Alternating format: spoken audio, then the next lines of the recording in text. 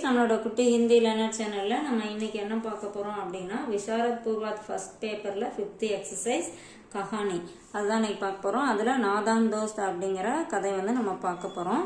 நாதான் தோஸ்த் கஹானி கா சாராंश लिखकर कहानी कला की दृष्टि से उसकी विशेषताएं लिखिए. அதாவது நாதான் தோஸ்த் அந்த கதையோட அந்த அம்சம் அந்த கதை என்ன அப்படிங்கிறத அதை சொல்லிட்டு அது கஹானி கலாக்கி திருஷ்டிஷே அதாவது கதை அப்படிங்கிற ஒரு பார்வையில அதுல என்னென்ன சிறப்புகள் இருக்கு அப்படிங்கிறதையும் நம்ம இதுல பார்க்க போறோம். இப்ப கஹானிகார் கா பரிச்சை. கஹானிகார் அப்படின்னா ரைட்டர், அவங்களோட இன்ட்ரோடக்ஷன். பேர் வந்து முன்சி பிரேம்சந்த். நாம் முன்சி பிரேம்சந்த். ஜன்ம அப்படின்னா பிறப்பு 31 ஜூலை 1880 1880ல பிறந்திருக்காரு, ஜூலை 31ல. அடுத்து ஸ்வர்கவாஸ் அப்படின்னா அவரோட இறந்த நாள் 8 அக்டோபர் 1936 அதாவது அக்டோபர் 8 1936 அவரோட இறந்த நாள். அடுத்து ஜன்மஸ்தான், எங்க பிறந்தாரு, காசில. ஜன்மஸ்தான்னா பிறந்த இடம் காசி. அடுத்தது ஜீவனி அப்படின்னா அவரோட வாழ்க்கை. அவரோட வாழ்க்கை என்ன அப்படிங்கிறது இங்கே ஷார்ட் ஃபார்ம்ல கொடுத்துருக்காங்க. பச்பன் மே ஏ தன்பத் ராய் கே நாம் சே புகாரே ஜாத்தே தே. அதாவது குழந்தை பருவத்தில் அவர் வந்து தன்பத் ராய் அப்படின்னு சொல்லி அவரை கூப்பிட்டுருக்காங்க. சாச்சா இன்கோ நவாப் ராய் கே நாம் சே புகார்த்தே தே. சாச்சா அவரோட சித்தப்பா வந்து எப்படி கூப்பிட்டாரு அப்படின்னா நவாப் ராய் அப்படிங்கிற பேரை வச்சு இவரை கூப்பிட்டுருக்காரு. இன்கா ஜீவன் காஃபி சுக்மய நஹிந்தா. இவர் வந்து இவரோட வாழ்க்கை வந்து ரொம்ப ஹாப்பியாலாம் போல, ரொம்ப கஷ்டப்பட்டு தான் அவரோட வாழ்க்கையை கழிச்சிருக்காரு. பச்பன் சே அந்தக் ஏ கஷ்டமே பீத்தே தே. அதாவது குழந்தை பருவத்துல இருந்தே அவர் வந்து ரொம்ப கஷ்டப்பட்டு தான் தன்னோட வாழ்க்கைய கழிச்சிருக்காரு. அதுதான் இங்க கொடுத்துருக்காங்க.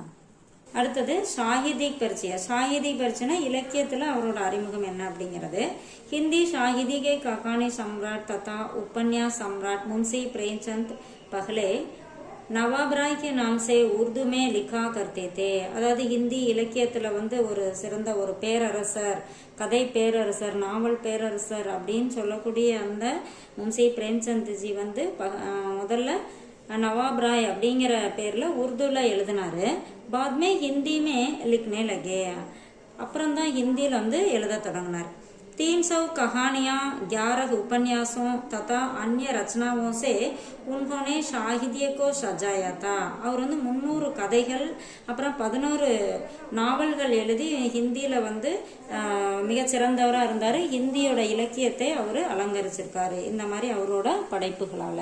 அடுத்தது ரச்சனாயே படைப்புகள். நிர்மலா, கோதான், கபன், சங்கிராம், கர்பலா ஆதி இதெல்லாம் அவரோட படைப்புகள். சாராம்ஸ், இந்த கதையோட சாராம்ஸ்.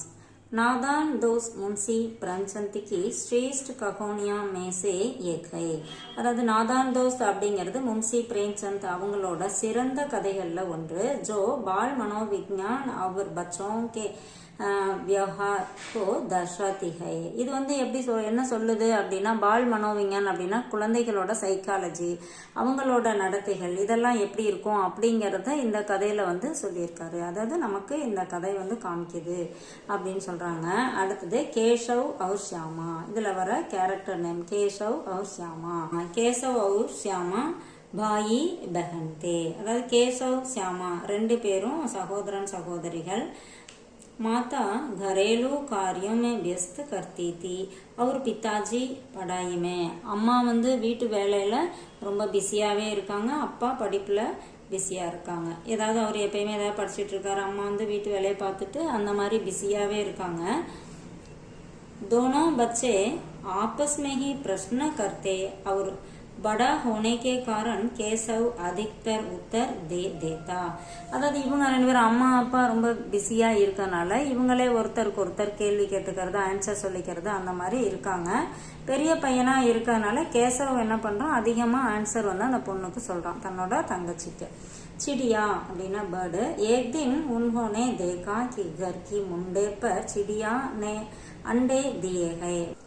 ஒரு நாள் அவங்க ரெண்டு பேரும் பார்த்தாங்க, வீட்டோட அந்த முற்றம் சொல்லுவோம் இல்லையா, அதான் முண்டேன்னு சொல்றது, அதுல வந்து பறவை வந்து முட்டை வச்சிருந்தது. दोनों को चिड़िया के बच्चों को देखने की उत्सुकता हुई. ரெண்டு பேத்துக்கும் அந்த பறவைகளோட குட்டியை பார்க்கறதுக்கு ஆர்வம் ஏற்பட்டது. वे दाना पानी रखने का उपाय सोचने लगे. அந்த பறவைக்கு வந்து தானானா தானியங்கள் தண்ணி இதெல்லாம் வைக்கிறதுக்கு அவங்க வந்து யோசிச்சாங்க. அதாவது அது ஒரு யோசனை அவங்களுக்கு வந்தது, அவங்களுக்கு வைக்கலாம் அப்படின்னு சொல்லிட்டு.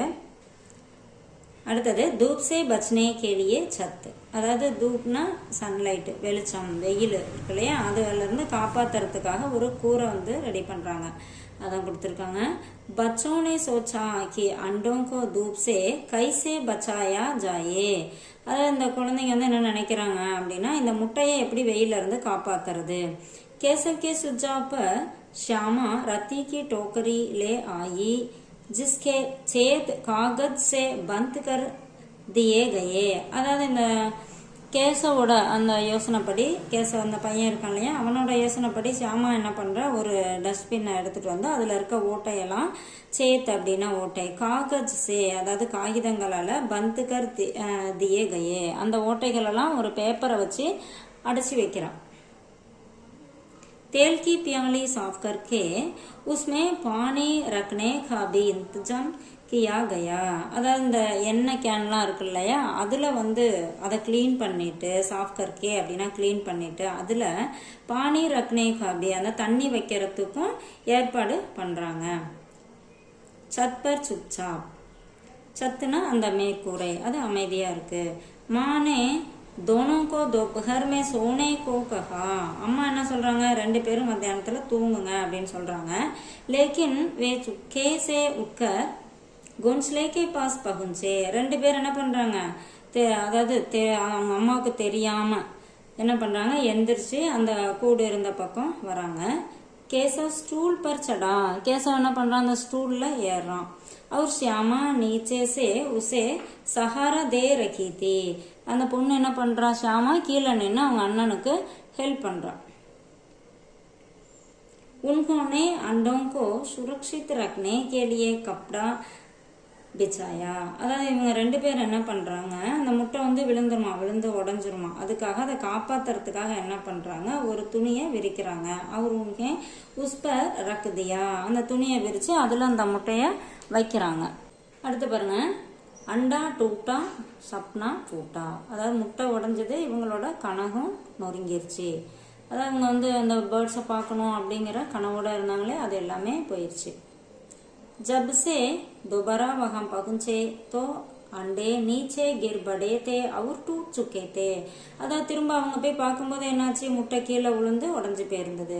माँ ने समझाया कि मनुष्य के हाथ पड़ने पर पक्षी अपने अंडे छोड़ देते हैं. அதாவது அவங்க அம்மா வந்து இந்த குழந்தைங்களுக்கு புரிய வச்சாங்க, அந்த நம்மளோட மனுஷங்களோட கை பட்டுச்சுன்னா அந்த முட்டையை இந்த பேர்டு வந்து விட்டுரும் அப்படின்னா அவங்களுக்கு வந்து புரிய வைக்கிறாங்க. கேசவுக்கு பச்தாவா ஹுவா லேக்கின் அபு குச் நஹி கியா ஜா சக்தா தா. அதாவது அவன் அந்த கேசவ் வந்து ரொம்ப வருத்தப்பட்டான், ஐயோ இந்த மாதிரி ஆயிடுச்சு அப்படின்னு சொல்லிட்டு. ஆனாலும் இனிமே எதுவும் பண்ண முடியாம போயிடுச்சு. கதாவஸ்து அப்படின்னா கதை அம்சம் என்ன அப்படிங்கறத இங்க கொடுத்திருக்காங்க. यह कहानी बच्चों की मासूमियत और अज्ञानता को दर्शाती है. அதாவது இந்த கதை வந்து குழந்தைகளோட அந்த அப்பாவித்தனத்தையும் அறியாமையும் நமக்கு காமிக்குது அப்படிங்கிறாங்க. उनकी नादानी से नन्हे पक्षी खो जाते हैं. அதாவது இவங்களோட அந்த அறியாமைனால என்னாச்சு, அவங்களோட அந்த பறவையை வந்து மிஸ் பண்ணிட்டாங்க. அந்த குட்டி பறவை வரும் அப்படிங்கிறத எதிர்பார்த்துருந்தாங்களே, அதை வந்து மிஸ் பண்ணிட்டாங்க. ஜோ கஹானிக்கா முக்கிய விஷயகை. இதுதான் இந்த கதையோட முக்கியமான விஷயம். இதுல வந்து குழந்தைங்களோட மனோபாவனை பத்தி சொல்லியிருக்காங்க. அடுத்தது கத்தோப் கத்தன் அப்படின்னு டைலாக். சம்வாத் பிராகிருத்திக்காக ரோச்சகை. இதுல வந்து அந்த டைலாக் வந்து எப்படி இருக்குன்னா, ஒரு குடும்பத்தனமாகவும் ஒரு இன்ட்ரெஸ்டா போற மாதிரியும் இருக்கு. जिससे पात्रों को विचारों को प्रभावी रूप से व्यक्त किया गया है. இதுல வந்து அந்த பாத்திரம் அப்படின்னா, பாத்திரம்னா அந்த கேரக்டர்ஸ், அவங்களோட எண்ணங்கள் இதை எல்லாமே நல்லாவே வெளிப்படுத்தி காமிச்சிருக்காங்க இதுல அப்படின்னு சொல்றாங்க. அடுத்தது உத்தேசியனா நோக்கம். இந்த கதை வந்து எதுக்காக சொல்லியிருக்காங்க, ஒவ்வொரு கதையுமே ஏதாவது ஒரு நோக்கத்தை சொல்லும் இல்லையா, அதில் ஏதாவது ஒரு நோக்கம் இருக்கும், இதை வந்து மக்களுக்கு சொல்லணும் அப்படின்னு சொல்லுவாங்க இல்லையா. அந்த மாதிரி இதோட நோக்கம் என்ன அப்படின்னா, இஸ் कहानी का उद्देश्य बच्चों की मासूमियत और उनके कार्यों के परिणामों को उजागर करना है. இந்த கதையோட நோக்கம் என்ன அப்படின்னா, குழந்தைங்களோட அந்த அப்பாவித்தனம், அவங்க அந்த அறியாமையிலார செய்யற காரியங்களால என்னென்ன விளைவு ஏற்படுத்துது, இதெல்லாமே இதுல வந்து சொல்லப்பட்டிருக்கு அப்படின்னு சொல்றாங்க. அதுதான் இந்த கதையோட நோக்கம். பாஷா அவர் சைலி, அதாவது லாங்குவேஜ், அந்த சொல்லப்பட்ட விதம், இதெல்லாம் எப்படி இருக்கு அப்படின்னு பார்த்தா, முன்சி பிரேம்சந்துக்கு பாஷா சரல்கை. இந்த முன்சி பிரேம்சந்த் அவங்களோட அந்த லாங்குவேஜ் எப்படி இருக்கும், ஈஸியா இருக்கும். ஒரு சில அதாவது ஈஸியா புரிஞ்சுக்கிற மாதிரி வார்த்தைகள் வந்து யூஸ் பண்ணியிருக்காங்க. உன்ஹோனே भावनात्मक और प्रभावशाली शैली का प्रयोग किया है. இது வந்து உணர்ச்சி பூர்வமாகவும், அது என்னது மனசை வந்து ஒரு மனசுல ஒரு மாறுதல் உண்டு பண்ற மாதிரியும் ஒரு வார்த்தைகளை இவங்க உபயோகப்படுத்தியிருக்காங்க அப்படிங்கிறாங்க. இதுல வந்து சீர்ஷக் அப்படின்னா டைட்டில். இந்த கதையோட டைட்டில் எப்படி இருக்கு அப்படின்னா, நாதான் தோஸ்த் சீர்ஷக் அத்தியந்த உபயுக்தகை. நாதான் தோஸ்த் அப்படிங்கிற டைட்டில் வந்து இந்த கதைக்கு ரொம்ப பொருத்தமா இருக்கு. கியோங்கி ஏன்னா, बच्चे अपनी नासमझी से अपने नन्हे दोस्तों யாரு, சின்ன ஃப்ரெண்டு யாரு அப்படின்னா சிடியாக்கே அண்டை, அதுல இருந்து வர அந்த குட்டி பேர்டை தான் தன்னோட ஃப்ரெண்டா பார்க்கணும் அப்படின்ட்டு நினைச்சாங்க இல்லையா. அதனால அதை வந்து என்ன பண்றாங்க, தன்னோட அறியாமையால அதை இழந்துட்டாங்க.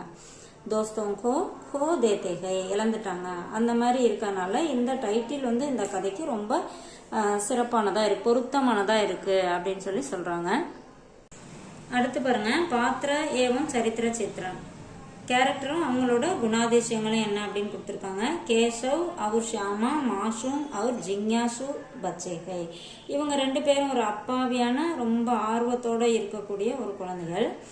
ஜின்கா சித்திரன் स्वाभाविक और रोचक रूप में किया गया है. இவங்களோட கேரக்டர் வந்து அந்த இவங்களோட கேரக்டர் எப்படிப்பட்டது அப்படின்னு சொல்லி பார்த்தீங்கன்னா, ஒரு இயற்கை நேச்சராக இருக்கு, எந்த ஒரு நடிப்பு அந்த மாதிரி எதுவுமே இல்லாமல் நேச்சராக இருக்கு, இன்ட்ரெஸ்டிங்கான கேரக்டராகவும் இருக்கு அப்படின்னு சொல்றாங்க. வாத்தாவரன், அதாவது என்ன சூழ்நிலையில இந்த கதை இருக்கு அப்படிங்கிறன்னு. நாதான் தோஸ்த் கஹானி கா வாத்தாவரன் பாரிவாரிக்கே, அது ஒரு ஃபேமிலி சம்பந்தமான ஒரு கதை, ஒரு ஃபேமிலிக்குள்ள நடக்கிறது தான்.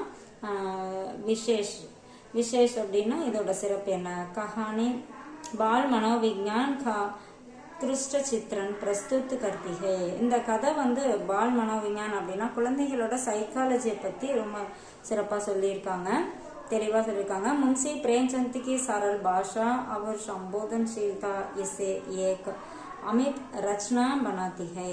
முன்சி பிரேம்சந்த் அவங்களோட அந்த சரல் பாஷா அப்படின்னா ஈஸியான ஒரு லாங்குவேஜா கொடுத்துருக்காங்க. அதுக்கப்புறம் உணரக்கூடியது, எல்லாரும் ஈஸியா வந்து அதை தெரிஞ்சுக்கக்கூடிய ஒரு கதையை அதை கொடுத்துருக்கனால அது இது ஒரு அழிவில்லாத ஒரு படைப்பு அப்படின்னு சொல்லியிருக்காங்க. இது வந்து உங்களுக்கு ரொம்ப யூஸ்ஃபுல்லா இருக்குன்னு நினைக்கிறேன். தேங்க்யூ.